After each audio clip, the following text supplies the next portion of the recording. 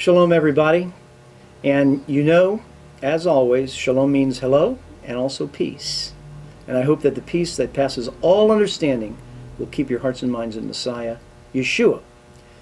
I'm Rabbi Dr. Joseph Rosenfarb, and I'm the Rabbi of Beth Synagogue here in Tidewater, Virginia. We're located at 7130 Granby Street in Norfolk, Virginia. If you want to write us, our zip code is 23505. Our telephone number is 757-423-3440. You can also find us on the web, and if you see us on the web, you'll see these videos, and you can also leave your questions there on the web, and we'll get back to you in future videos answering your questions. Today's lesson involves the New Covenant's understanding of the Messianic prophecies of the Tenach. The Tenach basically is an acronym for the Torah, first 5 books of Moses, the Nevi'im, the prophets, and the Ketuvim, the writings like Psalms and Proverbs, Ecclesiastes, and so forth. And together, these constitute the Jewish Bible. The first letters of each of these Hebrew words spells Tenach, so I'm going to refer to the Tenach. Now, I'm going to take a portion in Philippians chapter 2. Philippi was a well-known city. Rabbi Saul of Tarsus was very much involved in the ministry there in Philippi.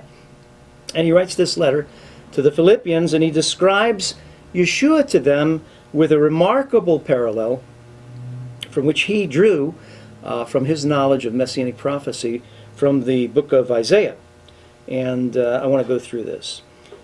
Philippians chapter 2, verses 6 through 11. You may not be familiar with the New Covenant scriptures, New Testament scriptures, but there's usually an index at the beginning telling you where these scriptures are and where the books are. Messiah Yeshua, though he was in the form of God, did not regard equality with God as something to be used for his own advantage. Now here in verse 7 is one of the parallels. But poured himself out, taking the form of a slave, being born in human likeness, and being found in human form, he humiliated himself, becoming obedient to the point of accepting death, and even death on a cross. In Isaiah 53, verse 12, the scripture says that the Messiah would die on behalf of the people. He would be the atonement because he poured himself out. Philippians takes this phraseology that the Messiah has poured himself out. Isaiah 52:14 and 53:2 speaks about the Messiah's form and his appearance.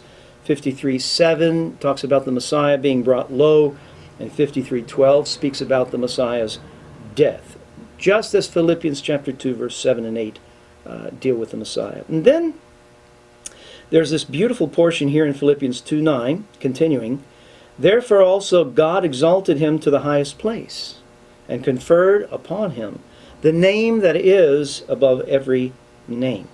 Now, the parallel to this occurs in Isaiah 53:12 and 13. Therefore, and then it goes on for a while and picks up, he shall be exalted and lift up and shall be very high. Now, the Hebrew phraseology, Ram v'nisa, is an interesting one, because Ram v'nisa is only used of God. It's never used of a king, a foreign king, an Israelite king, a dignitary. It is always used of God. And here in Isaiah 53, it's used of the Messiah. Philippians understands this as the Messiah is Ram v'nisa. He must be, in fact, very God to make the atonement of any effect whatsoever.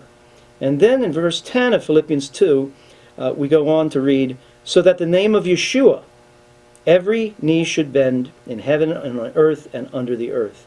Isaiah 45, verses 22 to 23, turn to me and be saved, all the ends of the earth, for I am God, and there is no other. And then in Philippians 2:11, we go on, every tongue should acknowledge that Yeshua the Messiah is Lord, to the glory of God the Father. Isaiah 45:23 goes on to say, by myself I have sworn, from my mouth has gone forth in righteousness, a word that shall not return. To me every knee shall bow, every tongue shall swear. And so the New Covenant has a keen awareness that the Tenach is a Messianic book, and that its key figure is the Messiah, who will bring redemption to Israel and redemption to the world. Now here is the point. If Yeshua, if anyone, looks like the Messiah, smells like the Messiah, talks like the Messiah, is described like the Messiah, does the works of the Messiah, then in fact he must be the Messiah. Philippians understands this as the rest of the New Covenant understands it. I hope you will understand it if you don't already. Shalom Aleichem.